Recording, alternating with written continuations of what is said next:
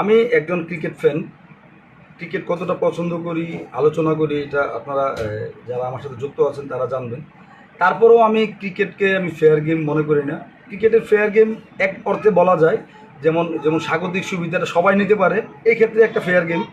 কিন্তু আসলে এই যে স্বাগতিক যে সুবিধাটা, পিচের সুবিধা, কন্ডিশনটা তো অটোমেটিক সুবিধা, পিচের যে সুবিধাটা, এটার কারণে আমি ক্রিকেটকে ফেয়ার গেম মনে করি না। ফলে দেখবেন আপনি ক্রিকেটে অঘটন হয়, তবে খুব বেশি না। যেমন আপনার যেমন ক্রিকেটের ড্রর সিস্টেমটা খুব কম, বা খুব কম ড্র হয়, যেটা টাই যেটাকে বলে থাকে ক্রিকেটে। যেমন ধরুন অস্ট্রেলিয়া 400 রান করে ফেললো, বারমুডা বা সাধারণ দলগুলো যারা বিশ্বকাপে নতুন খেলতে আসে, বা কোনো ম্যাচ সুযোগ পায়, তারা দেখবেন যে 150 রানে বুক হয়ে গেল। অনেক তফাতের হয়, আবার কিছু যে অঘটন হয় না তা না। কিন্তু ফুটবলে দেখবেন যে তেমন তফাত থাকে না। এই যেমন ক্যাপভার্দের কথা, তারা গ্রুপ পর্বে বড় দলকে, দুইটা বিশ্ব চ্যাম্পিয়ন রুখে দিয়েছে। আর্জেন্টিনার বিপক্ষে দারুণ ফুটবল খেলেছে আজ। ফুটবলে যেটা হয় যে কন্ডিশনের একটা ব্যাপার থাকতে পারে, কিন্তু এই যে স্বাগতিকদের মতো যে সুবিধাটা, পিচের ব্যাপারটা, এটা কিন্তু ফুটবলে তেমন একটা নেই। ফলে ফুটবলে ভালো খেলতে পারে, এবং যেহেতু বিশ্বকাপের বাছাই পর্বটা অনেক জটিল প্রক্রিয়া, অনেক কঠিন একটা প্রক্রিয়া, ফলে যারা বিশ্বকাপে খেলতে আসে তাদের র্যাঙ্কিং তফাৎ থাকে, অনেক কিছুতেই তফাৎ থাকে, কিন্তু মাঠের নৈপুণ্যতে কিন্তু 100-100 ব্যাপার। এবং এটা ক্যাপভার্দে আর অনেকগুলো দলে কিন্তু সেটা প্রমাণ করেছে। এটা অনেক একটা বড় ব্যাপার যে ফুটবলটা আমি ফেয়ার গেম মনে করি। অনেকেই আছে বলছে যে ফেভার দেয় ফিফা কোনো, এটা একটা ব্যাপার। কিন্তু ন্যাচারালি যেটা হয় যে ক্রিকেটের যে ব্যাপারটা, পিচের সুবিধা, আহ, তারপর স্বাগতিকদের যে সুবিধাগুলো নেয়, ফুটবলে কিন্তু ওই ব্যাপারটা নাই।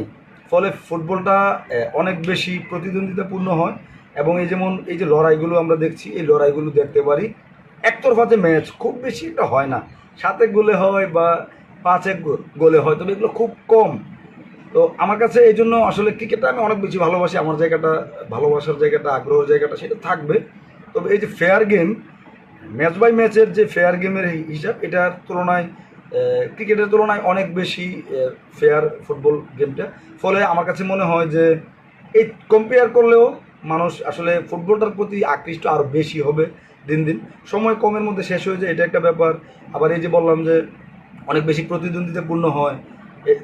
এত 48 দলের বিশ্বকাপ, এত প্রতিদ্বন্দ্বিতা, এটা কিন্তু ক্রিকেটে আশা করতে পারেন না। ক্রিকেটে দেখেন প্রতিদ্বন্দ্বিতা কম বলে 10টা দলের বিশ্বকাপ হয়, সর্বোচ্চ 16টা দলের হয়। 16টা দলের হলেও দেখবেন যে সেখানে অনেকগুলো ম্যাচ একতরফা হয়ে যায়।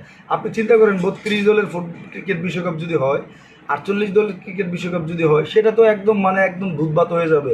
সেখানে কোনো ম্যাচই থাকবে না দেখার মতো, টপ 8-এ না আসার আগ পর্যন্ত।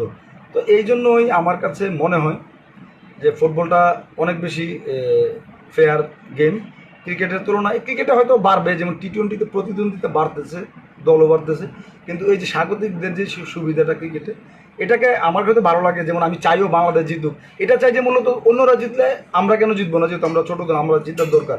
কিন্তু ওভারঅল চিন্তা করলে এই যে স্বাগতিকদের যে সুবিধাটা নেওয়ার বাড়তি, এটা আমার কাছে আসলে দিন দিন মানে আমি একটা কিছুটা বিরক্তি চলে আসে, অনীহা চলে আসে স্বাগতিক সুবিধা নিয়ে হারানোটা।